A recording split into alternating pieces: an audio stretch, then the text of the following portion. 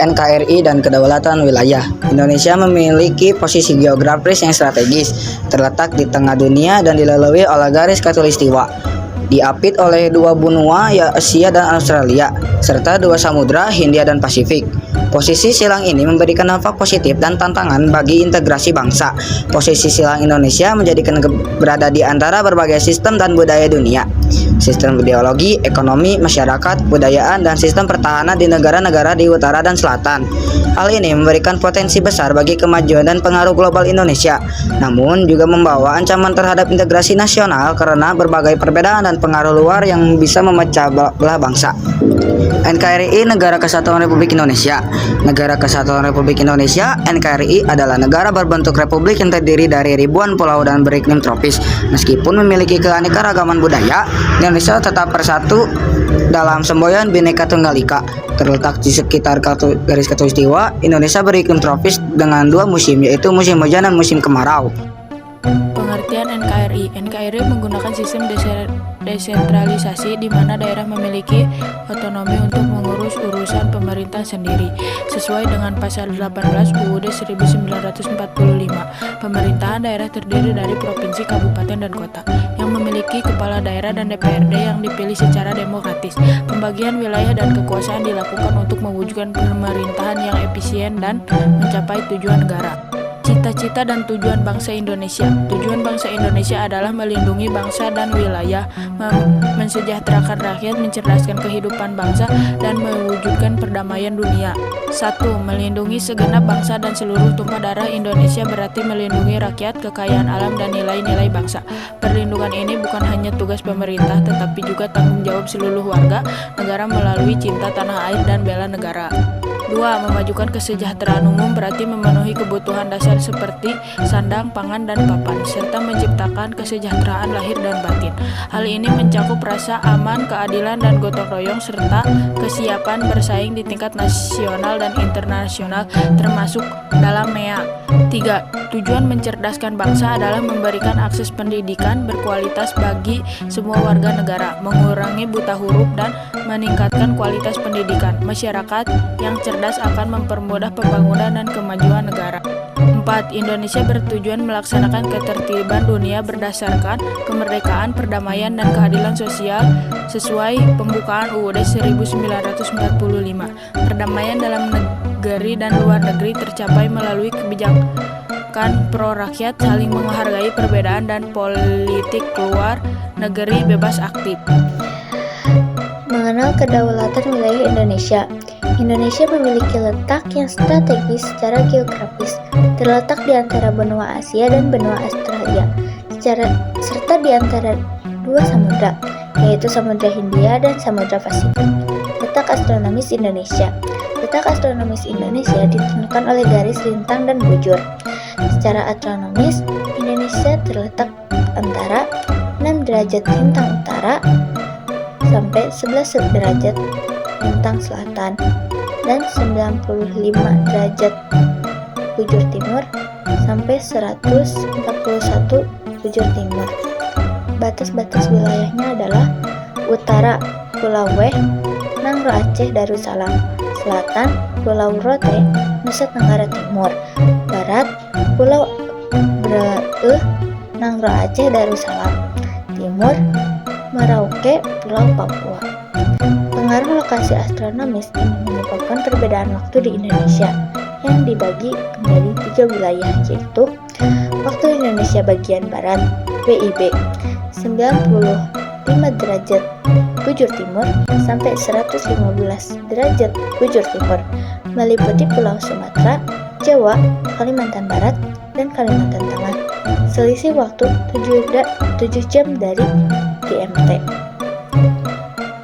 2. Waktu Indonesia bagian tengah atau WITA 115 derajat bujur timur sampai 130 derajat bujur timur, meliputi Kalimantan Timur, Kalimantan Selatan, Bali, Nusa Tenggara, dan Sulawesi.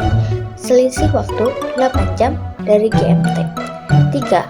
Waktu Indonesia bagian timur atau WIT 130 derajat bujur timur sampai 141 derajat bujur timur, meliputi Kepulauan Maluku dan Papua. selisih waktu 9 jam dari GMT. Letak astronomis ini berpengaruh pada berbagai aspek kehidupan di Indonesia, termasuk perbedaan waktu. Batas wilayah Indonesia. 1. Batas barat. Berbatas dengan Samudra Hindia dan perairan India serta Pulau Rode yang berbatas dengan Laut Andaman. 2. Batas timur. Berbatas dengan Papua Nugini dan Samudra Pasifik. 3. Batas utara. Berbatas dengan Malaysia, timur di Kalimantan dan beberapa negara seperti Singapura, Malaysia, Filipina, dan Thailand. 4. Batas selatan. Berbatas dengan Timor Leste. 5. Batas laut. Batas teritorial 12 mil dari garis dasar. Batas landas kontinental hingga 200 mil laut atau 350 mil laut jika kedalamannya lebih dari 2.500 meter. Batas zona ekonomis eksklusif Z 200 mil laut dari garis dasar dengan hak eksekutif atas sumber daya alam di bawah laut. Batas-batas ini dianjurkan oleh Konvensi Hukum Laut Internasional yang disepakati pada tahun 1982. Batas daratan utara. Berbatas dengan Malaysia, Filipina, Singapura, dan Laut Cina Selatan. Selatan berbatas dengan Timor Leste, Australia, dan Samudra Hindia. Barat berbatas dengan Samudra Hindia. Timur berbatas dengan Papua Nugini dan Samudra Pasifik. 7. Batas udara mengikuti batas kelautan. Letak geologis Indonesia. Indonesia terletak pada pertemuan 3 lempeng litosfer, Eurasia, Indonesia, Australia, dan Pasifik, yang menyebabkan Indonesia memiliki gunung aktif, tanah subur, serta potensi bencana alam seperti gempa dan letusan gunung. Indonesia juga kaya akan bahan tambang. Wilayah Indonesia yang menjadi rebutan negara lain. Dengan posisi geografis yang strategis, Indonesia berbatasan laut dengan 10 negara. Pemerintah Indonesia berusaha menetapkan batas laut dengan negara tetangga melalui perundingan untuk memastikan keamanan, pengelolaan wilayah laut, serta memperkuat hubungan internasional di bidang politik, ekonomi, sosial, dan pertahanan. Batas perairan Indonesia, Filipina, mengenai Pulau Miangas. Pulau Miangas adalah wilayah Indonesia yang berbatasan dengan Filipina. Filipina mengklaimnya berdasarkan Treaty of Paris 1858. Namun, menurut UNCLOS 1982, pulau ini merupakan bagian dari Indonesia. Perairan Natuna. Persamaan batas laut di Natuna muncul karena perbedaan penerapan prinsip penetapan batas kontinen antara negara-negara bertetangga. China mengklaim wilayah Natuna berdasarkan land line yang tidak diakui Indonesia karena tidak memiliki dasar hukum internasional.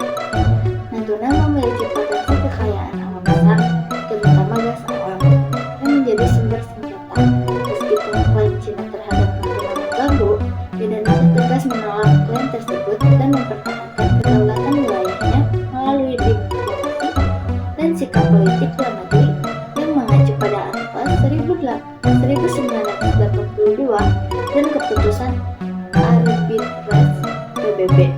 Kekuasaan negara atas kekayaan alam yang terkandung dalam wilayah NKRI. Kekuasaan negara atas kekayaan alam di wilayah NKRI diatur dalam pasal 33 ayat 2 dan 3 Undang-Undang Dasar 1945 yang menyatakan bahwa seluruh kekayaan alam dikuasai negara dan digunakan untuk kemakmuran rakyat.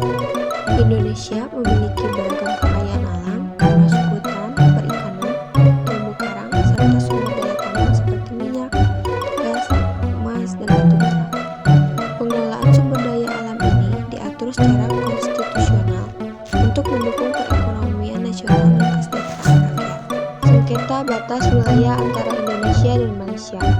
Indonesia berbatasan langsung dengan Malaysia di Pulau Kalimantan. melibatkan Provinsi Kalimantan Barat, Timur, dan Utara. Sengketa perbatasan sering muncul akibat perbedaan pemahaman batas wilayah. Kesepakatan batas wilayah antara Indonesia dan Malaysia. Sengketa batas wilayah Indonesia-Malaysia diselesaikan melalui MOU pada 26 November 1973 dan pertemuan komit bersama pada 1974 sampai 1975. Pada tahun 2000 dilakukan survei on demarcation sebagai tindak lanjut dari kesepakatan tersebut. Penyelesaian ini dipengaruhi oleh hukum internasional, khususnya prinsip uti possidetis juris, yang menyatakan bahwa Malaysia mewarisi wilayah Inggris dan Indonesia mewarisi wilayah Belanda. Dasar hukum batas wilayah periode kemerdekaan. Konvensi Belanda-Inggris tahun 1891. Pada 20 Juni 1891, Belanda dan Inggris menandatangani perjanjian yang mengatur batas wilayah, termasuk penentuan watershed dan sengketa wilayah. Kesepakatan Belanda-Inggris tahun 1915. Kesepakatan Belanda-Inggris 1915 pada 28 September 1915, Belanda dan Inggris menyepakati penegasan batas wilayah di Kalimantan yang kemudian ditindaklanjuti dengan MOU sebagai kelanjutan dari Traktat 1891.